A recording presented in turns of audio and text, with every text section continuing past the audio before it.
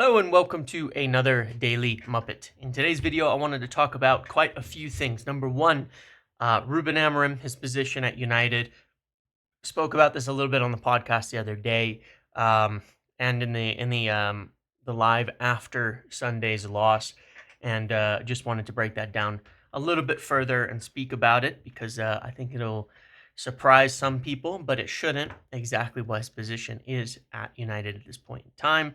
Talk about the Europa League final. A little bit of interesting data about rotation and what the right strategy is actually based on what has generally worked before for rotation. I want to also speak about Liam Delap. There's obviously a few stories kind of coming out there on the Delap front. Speak about some sales, some of the underperformance, and other factors, and how the ownership will approach this summer. So let's get right into it. First and foremost, with Ruben Amorim. Um, as I said on the podcast today, and as you're seeing some reports coming out this morning and last night about this as well, Ruben Amorim is set. He's here. There's not even a single iota of a question from the management above him as to his position, about him being sacked, about him being replaced, or anything like that. Quite the opposite. In fact, they are very, very strongly want to make sure that he feels firmly and fully that he has their support, and that they will do everything in their power to give him the team that he needs in order to compete in the next season. Ruben Amorim himself is, how would I put this, extremely upset with the state of things, and certainly finds, from his perspective, that there are a lot of people, a lot of players, and a lot of the team that just cannot be relied on. He's definitely very upset by the whole situation at United and how things are going. Obviously, he takes responsibility himself from the perspective of, he feels like if he cannot fix them, then that's on him as well, and that maybe somebody else could, who knows, as he's made in his comments. But that is the way that he always approaches things. It's really interesting because I was talking about on the red carpet, having an argument with KG about this, about his comments, about if he's not the guy, if he can't turn things around by next summer, maybe they need to find somebody else. The thing is, that is always been his way of approaching things, to be totally direct and honest. But what it's also doing is putting a lot of pressure on the club itself, on the owners, on the management, and on the players, to say, look, you know, you need to do something about this and really make it work. Now, as Sporting, prior to this last season, he made some comments that I thought were very interesting. He said, I can't guarantee that I'll continue. Sporting is looking after its future. I gave my word. I can't go back on it. If we don't win any titles, I won't stay at Sporting. We have to go win more and more. First we win titles, then we'll decide. And so he's like this, and this is just who he is. He's done it before. He sets an extremely high standard for himself, an extremely high bar for himself, and he's very public and direct with his comments because it is how he feels. He knows that he's not alone in it, and it is putting pressure on owners. It is putting pressure on the people above when he makes kind of the comments he made after the game on Sunday and things like that, to say, look, frankly, you need to rip this thing up for me and really help me build and put something together, or I'm not the right guy. Because he's correct in this respect. Look, there's two different styles of management, and there's two different types of managers that you can bring in, or coaches, or what have you, right? And a lot of people are looking at the job, and they keep looking at it through a certain lens. And from that lens, Ruben Amorim is doing a bad job. Ruben Amorim is to blame for a lot of things, and that's totally understandable if that's the lens that you were looking at. But it completely depends on the job description and what someone was hired for. And I've shared many times that, as opposed to what might be out there at the moment, management are really quite happy with Ruben Amorim's job performance. For what they hired him for, they're quite happy with it, because it's become more and more clear exactly what's working, what isn't, and what needs to be done. And that was a huge, huge part of his job. If you remember when he first got hired, I said one of his major, major jobs this season, huge job this season, primary focus practically, was looking at the squad, who's got it, who can be counted, who cannot, who fits, who doesn't, and helping them figure that out. Because under Ten Hag, they had no idea when they first came in, and they were really having trouble figuring it out in summer. And that's why I said I made that video yesterday. It wasn't an accident, because I felt the same way, that I could finally see very clearly who I think can be counted on, who can't. But also because that is the reason he's here. But not only that, again, there are really, really two types of managers. There's a guy you hire to come in and say, here's your squad. How are you going to get the best out of this team? And as soon as I say that, a lot of people are going to say, well, of course, that's the job of a manager. No, it's not. Not really, right? Because the assumption that you have there is that it is a squad worth getting something out of, right? And if you have a squad worth getting something out of, then you hire a manager who fits the squad to get the most out of it. So take the comparison of Liverpool, for example, who looked at Ruben Amorim and looked at Arne Slot and others and chose Slot. Why did they pick Arne Slot? Well, in the end, they figured, we bring in Ruben Amorim. He's not the guy who comes in and takes our current squad and makes something of it.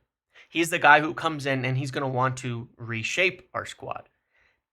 Maybe it won't take a huge amount of reshaping because we have a lot of pieces, which is how they felt, but they felt they had a bit too many. Now, the irony of the whole thing is that they may end up losing the key pieces, which is why they didn't hire him in the first place, because they were thinking, well, how does Trent fit? And except he would have fit really well as right wing back. How does some of these other guys fit? How does Mo Salah fit? Again, I actually think they would have fit really well. But regardless, they went with Arne Slot, who's the guy they felt, all right, he's going to take the team as it is and get the most out of it. He fits what we've already got, and he's a guy who will take the team and help get us the most out of it. And he did. Won a title in his first season with them. They barely signed anybody, barely made any transfers, barely made any changes. It was just focused and adjustments to the present squad. That's what he was hired for. But that's a title-winning squad. That's a Champions League winning squad for the most part. The core of that squad is very, very good. It's a squad that, even though they did burn out, were competing on four fronts not that long ago under Jurgen Klopp that have won many, many trophies. So that's one job. That's one thing that someone can be brought in to do. The other aspect, the other type of manager brought in, which is a bit of a system manager, is a manager to come in and say, hey, we want a style of play. We don't have one. And we don't have a squad that's fit for purpose for any style of play. That's the truth of it, right? United have always been a conglomerate of styles of players purchased for different reasons, different purposes, different ideas, and together, there's no style that works for United. That's why it's not worked, continuing to hire these managers to come in and say, oh, I'm going to get the most out of the squad. Ten Hag tried it. He tried to say, all right, well, with the squad that we have, I'm going to make the best transitional team, right? He said himself, they didn't bring me in to play the Ajax way. See, that's a huge mistake on management. That's what disappointed, I think, everybody, right? We all wanted, if he was to join, even if you had doubts on him like myself, if he was to join, you wanted him to do what he did at Ajax, not come in and say, oh, well, here's what we've got. I'm going to change to suit it. But that's what he did. He changed to suit it, and it all fell apart because that's what was asked of him from management. Ruben Amorim's been asked to come in and say, this is our style moving forward. It's a new thing. It's a clean slate. We've never had one at United since Sir Alex has left. There's been no identity. DNA, bullshit. We haven't had one. There's been no core. There's been nothing. This is what we want you to do. Lay that in and figure out who fits and who doesn't.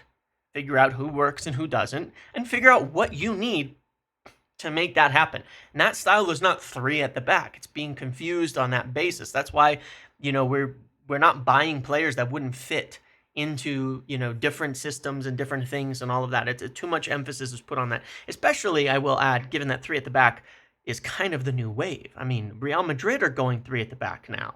So it's like, I think it's slightly old-fashioned British bias to even talk about it like it would be some bad idea to buy three at the back players. Well, what's the difference? You buy four at the back players and then you hire a three at the back manager. Why is that not a problem versus buying players for three at the back and playing 4 at the back. Your next manager might be either at this point in time. There's a lot of managers who are moving to 3 at the back, and a lot of young and up-and-coming managers who are playing 3 at the back. And some of the best managers in the world and best teams, Inter, etc., are playing 3 at the back right now. So, that I think is very much overblown in general. But the point is, this is the job. Come in, figure it out. In that respect, I think he's doing a great job. What it has shined a light on, or shown a light on, that I think was more surprising, unfortunately, but makes a lot of sense at the end of it if you consider United's complete lack of success over and over and over and over and over again, and how even when we have a good season, the next season we completely crash, is that this is a bad squad in how it is built. There are good players in it, but there is so little cooperation. There's so little in terms of pieces that can be fit together, and there are far fewer players that can be relied upon than we might have thought, myself included. I've said that many times. I was completely wrong about this too. I thought we would have better results. I thought we'd have the better team, but once he started putting things in place, it became as well pretty clear to everybody.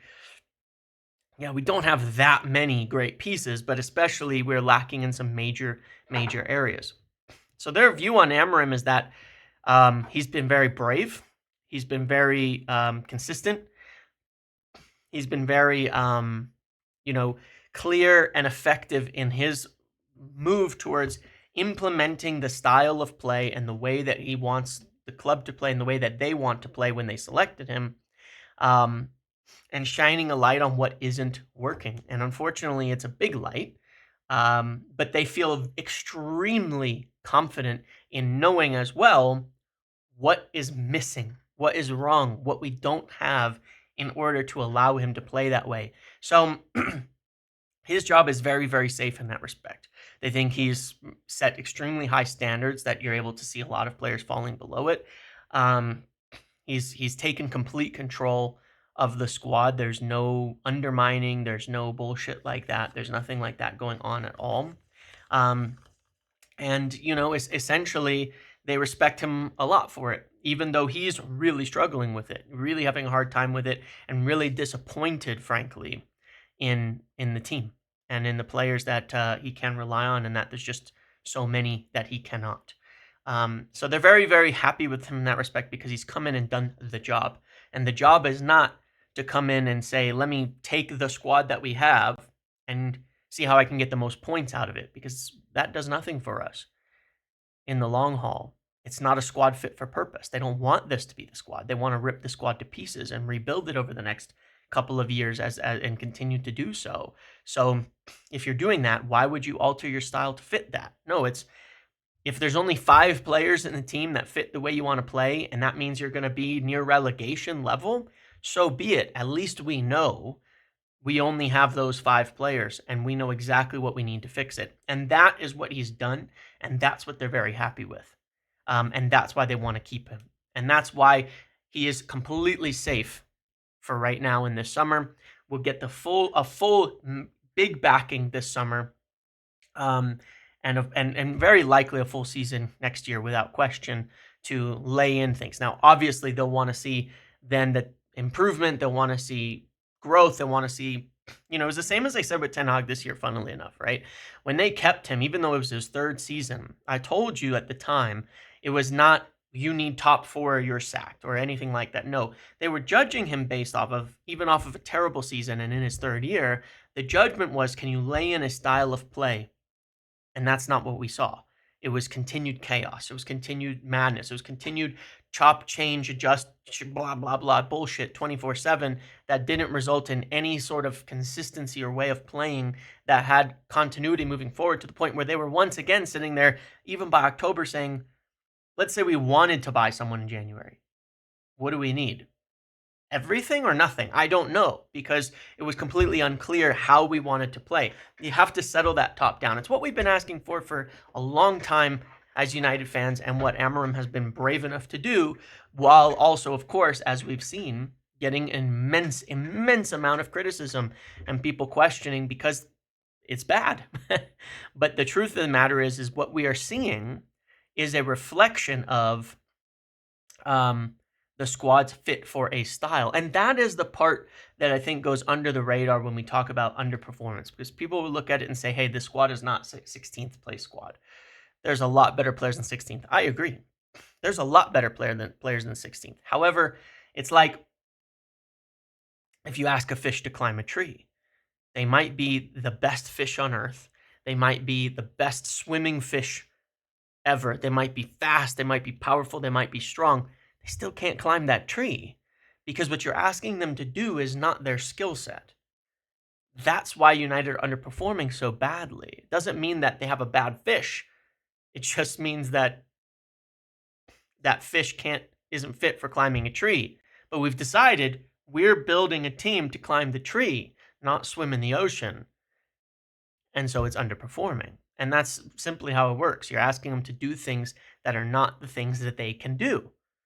But that's the job, because we don't want to do the things that they can do, because it's a mess and it doesn't lead to us to any long-term goals. So again, you could get probably 50 managers to come in and do better with the squad, because they would say, all right, let's go swim. And we're going to swim at a decent pace, and they'll figure out how to swim at a decent pace and get us into 8th or 9th. But why? What's the point of that? The ceiling is, if we can climb this tree and build the best team to climb a tree in history, then that's where we're at. And that's the view, is that if we can go down this route, the ceiling is so much higher. But it's going to require a lot more to get there. And we're not going to compromise on that just for short-term results, just so we can feel good about being in the top half or feel good about being in, competitive for Europa League, but never actually challenging for the title, as we haven't for 12 fucking years, right? So that's the view. In terms of United's underperformance, it's also very funny because in general, United since about mid-March have been performing better than they have in a long time, funnily enough, but getting worse results. And it's actually really, really shocking when you look at it. This is a table of expected points. And in a large respect, you can look at it and say, I mean, expected points is basically in each game based on the XG differential, XG versus XGA, expected goals versus expected goals against. Should you have won the game or not? Should you have drawn, etc., rather than the actual points? How many did you deserve, basically, from the performance of the game? And look, you can see that it's not like this is not a bullshit stat. This is a very, very useful stat, actually, over the course of a season. You can see it makes sense. Newcastle have been one of the best teams recently, and they're top of expected points. So they expected to have 16.56. They ended up with 19, so slightly overperforming. You look at XG versus XGA, they're overperforming on both accounts. You can see City, Villa, Brentford, Arsenal. These are the teams that are doing pretty well in general, right? But you go down to United. Look, 1, 2, 3, 4, 5, 6, 7. United have been the 8th best performing team since March 12th in the Premier League. Now, 8th isn't something to be insanely proud of or anything, but it's 8th. Considering the season, performing 8th best is not that bad. This includes, I believe, some big games against City and other clubs as well in there, right? But then you look at the numbers. Expected points, nearly 12. They have 5. Look at Liverpool. Same exact expected points. They have 13. And you go, what the hell? Right?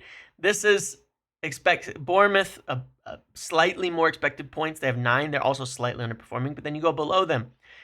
Crystal Palace, slightly lower expected points. They have 10 versus 5. Then you go below them.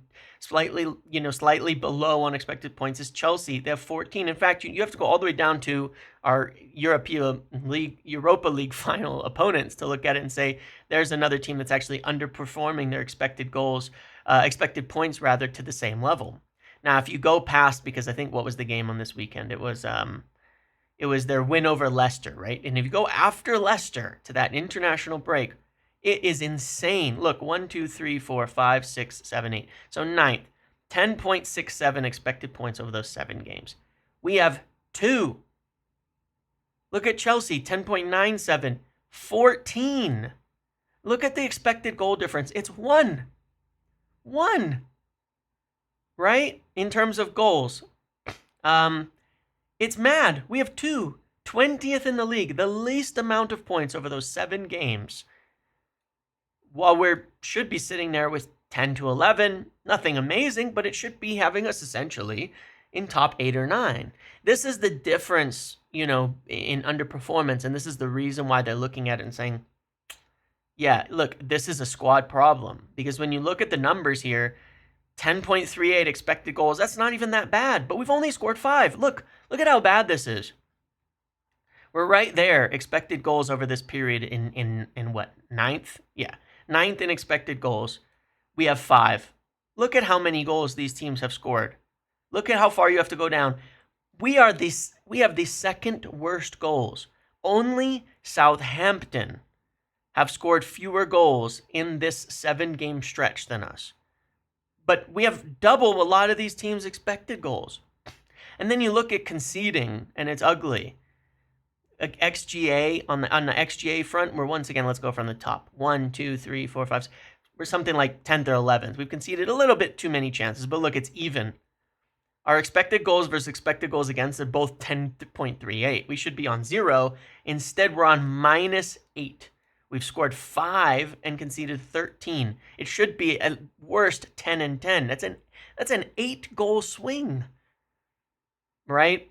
So we've conceded at the same time the 5th most goals in the league, but we're only once again on like 11th or 12th in expected goals against. We have the worst underperformance of our expected goals and expected goals against in the entire league. The worst. And it's not even close. What that means is that we're creating enough situations to score double the goals we're scoring. We can't score. It's no surprise. Watch every single game. We miss wide open chances in the front line, game after game after game after game after game after game after game after game. And that's why in the Europa League, of course, what is it requiring? It's requiring these goals out of nowhere. It's requiring from midfielders. It's requiring center backs. It's requiring headers constantly on set pieces.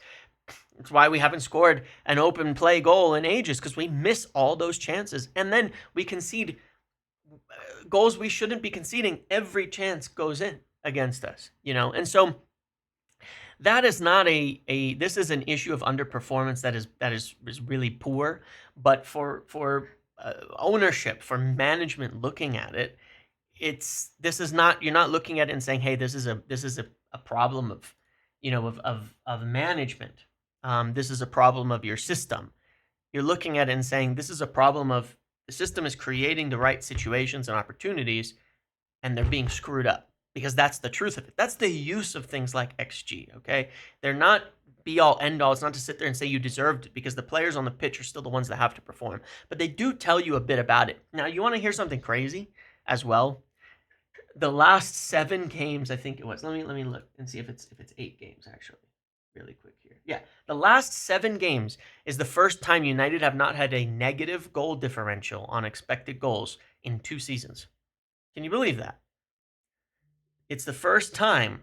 What that means is that it's the first time we've created as much as we've been conceding in terms of chances in 2 seasons. So there is progress. It actually is. I did a little chart the other day that I don't have. Last night I was looking at it, and United were like, on average, minus 0.4 expected goal differential. So they should be losing basically every game per 90. Negative on our goal differential. We were like minus 0.4 from the start of 2024 to 23 to 24 season. And we were averaging like expected 1.2 points per game. And that's been about level. Started the season the same way, went through Amorim's middle tenure the same way. The last 8 or 9 games, it's been like actually 0 on expected goal differential, and expected points is like 1.5. So things have been improving, but we're still completely underperforming it. And again, that is what they are looking at in terms of measuring things and saying, we see that there's a system going into place. We actually see that performances are improving, and they are, funnily enough, and we're winning in Europa League, but the players cannot carry this out. They cannot do it. And that is fully the view. So in line with the first point is a huge part of it. No team, no set of players is underperforming worse than United's. None. in terms of what they're creating, which is the exact opposite to last season, by the way, where we were completely bailed out by, for example, Scott McTominay throwing in late goals and winning us games out of the blue. And we also conceded significantly. Onana was probably one of our best players last year. The amount of goals he saved. Between him and McTominay, it's like 25 points saved and won between the two of them. Kind of crazy in that respect. And that's how much it can swing when the rest of your team is just playing poorly. We don't have anybody bailing us out like that this season. We just don't. We don't have a keeper overperforming, and we don't have a somebody popping up with a bunch of goals in the Premier League out of nowhere in the 90th minute and things to save us a point or 3 points and things like that anymore. We just don't. Which of course leads us to sales. And what I will tell you about this is that, oh my goodness, like I made that video yesterday about the keep, buy, sell things and all of that. And look, it's not an exaggeration to say that Ruben Amorim's perspective that he's made clear to the team, to the club, is to dump an enormous number of players. And that is one of the things he is so disappointed in. And I think, in order to back him fully this season, in order to give him what he needs, in order to win, to perform the best possible, in order to do all of that, and to fully back him, which is what he not just demands, but has put a lot of pressure on them to do, and what they have to deliver on, they're going to have to sell. Whether we win Champions League or not, whether we win Europa League and get into Champions League or not, they've got to sell. They've got to clean house. They've got to get wages dumped. They've got to get money raised in order to buy more players, because we need a lot. We need a lot. And it's not all going to be finished in one season, but he needs enough to feel like he has the tools, not just to play, but more than that. Because here's the difference when you talk about underperformance and management and things like that. And this is the big difference, right? Why it's impossible essentially to judge. Because you look at United and say, well, shouldn't he be getting more out of a team? If you're underperforming goals, shouldn't he be able to improve upon that? Sure. How do coaches do that? They bench players.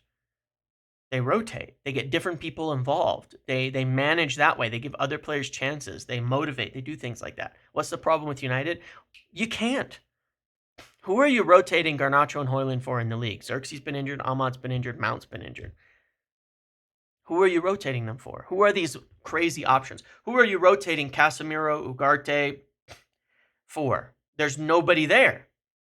There's literally nobody there. Who are you rotating your wingbacks for? There's nobody there. He doesn't even have a squad where he's capable of saying, well, someone's underperforming, I'll take them out of the team, I'll put somebody else in there, I'll give them a chance, blah, blah, blah. We don't have that, and we haven't had that. And so, that is a huge part of it. There's a lot of players that if they're considered as options even, they're such bad options that he doesn't want to do it. He'd rather just stick with the person who's underperforming versus, throwing Ederson in, or something like that. So he's demanded a very big turnover of players as well. And that is something that absolutely has to happen, is that they turn over a lot to fund a big summer. But it's not just to fund a big summer. It's the fact of getting people out of the club that he thinks is necessary too. That it isn't a good situation to have players in there who he cannot use, cannot rely on, and doesn't want.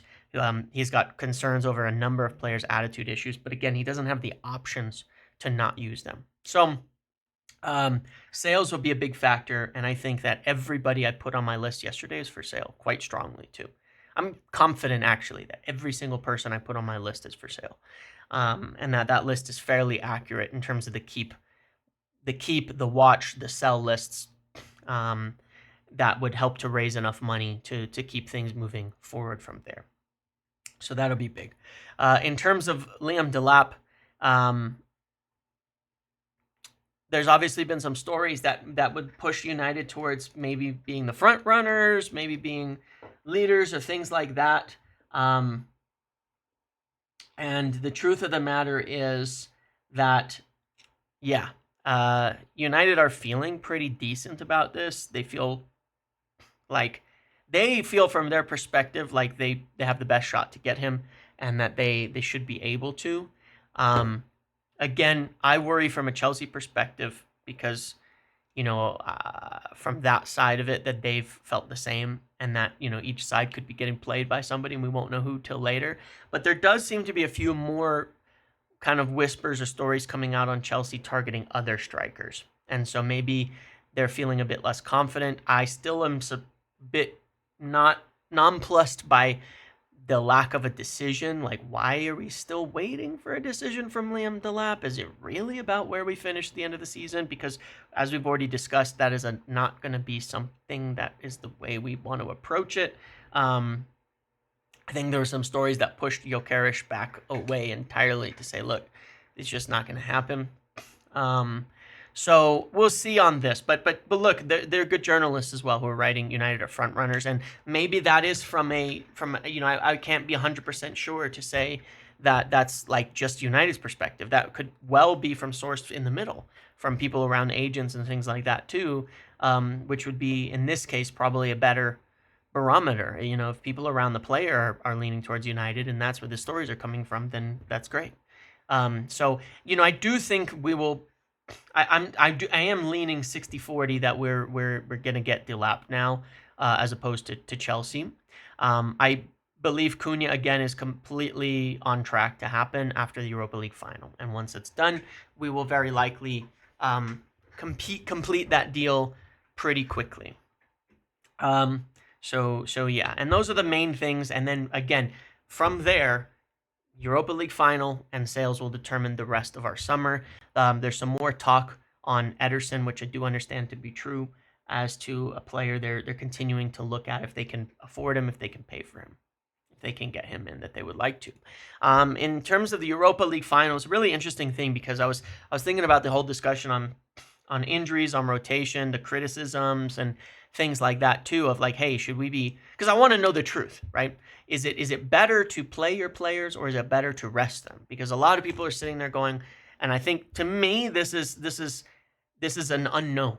I don't know what the right answer is here, and I think that it's wrong for people to pretend they did know the right answer here, and to look at it and say, well, you played a player in a meaningless game and then they get injured, you shouldn't have played them at all. Is that true or not in terms of finals? So I tweeted out this because I was kind of debating it yesterday with people in the Patreon Discord and such.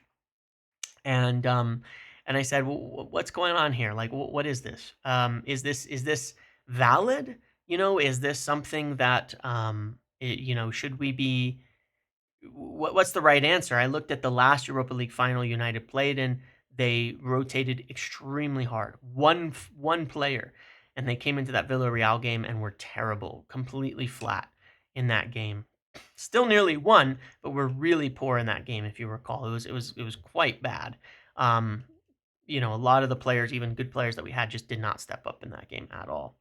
But there's been other instances as well. So we were talking about it last night and looking into a bunch of examples. And the truth is, the data has a really, really strong bias. The data says you don't rotate hard at all. In fact, it says that, based on the data, like, I think it's like 65% of winners and finals used almost a completely full strength side in the game before the final. It's not even close to 50-50. It's literally like 60-70%. And that's using like 9 to 11 starters, like almost your final team in the game before. Most of the more winners did that than the teams that rotated. And then you have teams that did like 5 to 8 that won another, I think, like 2/3 of their games. And then the teams who heavily rotated only win like, I think it's like 4 out of 14 of the last 14 major finals between Europa and like some other big cups. So when you rotate really hard, the team that doesn't field their players and they're not playing in the game before often loses. Like most of the time, like they only have a 30% win rate or something. So it's intriguing because the data kind of suggests that we should be playing a fairly strong team. I will say that in the lead up to, for example, like the FA Cup final last year, we did play a fairly strong team, fairly similar to what we wanted in the final, and we went into it quite a bit hotter than City. Um, so the data kind of basically says the more starters you have, the better chance you have of winning. Um, and it's like, it doesn't mean that that teams who heavily rotate never win.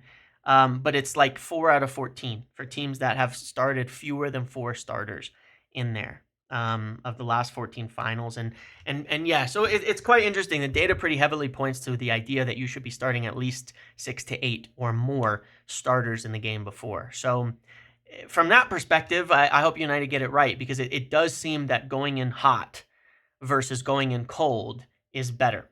We have 5 days in between, not 3, not 4, 5. That is fully enough time for recovery and to be fully fit after a game, but to still be warm. I think it's actually the ideal timeline to play. Because you get the warm down, you get training, you get a day or two of actual training and preparation, and then the game. And so I would strongly suggest it's the right thing for United to do, to play a fair number of starters against Chelsea on Friday, maybe most of them, if not all of them, and go for your final team. Now, I think we could have some surprises. I'm not going to lie. For the team that's in the final, I think we could have some surprises of players returning into the squad. I just feel that way. It's going to be tight, but I do feel that way, and I think it would help us quite a bit if that were the case. So, essentially in wrapping this all up, the thing to understand about my perspective, and on Sunday, I think I was pretty harsh about this, frankly, but I was definitely very irritated as well, is that, look, the perspective with Ruben Amorim is not, is he doing well versus the quality of the squad? Is he performing? Are we bad or not? We are, but that doesn't mean he's not doing his job. And it doesn't mean management are unhappy with him. It's just a different perspective on how you assess a manager's position for what he's been hired for. This isn't going to always be the case. This is very unique, this situation at United. And this is why it should have happened in summer. Because then it's like it's a full reset. We're laying in the groundwork. This is the way we're going to play moving forward. And you have a season to lay it all in and start to see some improvement. You've had a window to shape your squad. You've had a January to add a piece here or there if needed. We didn't do that. We didn't get that. We didn't have that. He didn't get a preseason to assess. So we're essentially, unfortunately, using the season to separate the wheat from the chaff, to separate the good from the bad, to see who's a fish and who's a tree climber, essentially, to use the same analogy terribly again. And so that's my point on it, of like, why do we don't even, like, from the perspective, and this isn't even my opinion, it's the reality. It's what he's being assessed on. From the perspective of what he's being assessed on, I think he's doing a good job. And I would tend to agree, because I think for the first time in a long time, I do feel we have a manager who knows what he wants very clearly and is making it extremely obvious who's not going to be involved and who's not fit and who's not living up to the standards. And United will have to back them. And that's putting it entirely on Ineos to say, look, well, United, right? Putting it entirely on United to say, do something about it. Rebuild this team and make it happen. And that's what they have to deliver. And then next season, Ruben Amorim has to deliver. Then it'll be about results, because then you've got a squad that is more fit to climb that tree. How high can you get it to climb in one season? We want to see progress. We want to see improvement. We want to see the results to back it. When you have options, when you have players you can rotate, when you have multiple people who can play in positions of need for fit for purpose. So he'll be here. He's being backed fully. They want him to stay. They don't want any uncertainty over that leading into summer, and there isn't any from their perspective. Small minor point before I end off here as well. I do have something I'm looking into on the ownership front in terms of potential upcoming news, and it's real solid. So when I have it in detail, I will share it. Other than that, please make sure to, I appreciate you all being here. Definitely recommend to everybody joining the Patreon and joining in there ahead of summer, because it gets pretty crazy and there's a lot to come on that. One of the other things I will also be doing, which I haven't really done, the members, people who join as members of the channel, you get on the lives, you get your names and you get your badges and you get those kinds of things as well. What I'm going to be adding is kind of behind the scenes, a little bit like vlogs and things. Some people have been asking me for that. And that will be just an added benefit for people who are members of YouTube. I will also make those available for people who are members on Patreon as well, for what it's worth, for those of you who join. But if you prefer one or the other, or both, or whatever, I'll be making these through summer, kind of like a little bit of info, but a lot of, this is what I'm working on, this is what we're talking about. So hopefully you get an idea of how it kind of goes in summer as well, which will be fun too, because we're also having the summer tour. So there's going to be behind the scenes videos there, and things like that as well that you'll get to see. So feel free to join and subscribe, and your support means an awful lot to me. So thank you very much for that. Otherwise, make sure to like, comment, subscribe, turn notifications on, and I will see you in the next video. Thank you.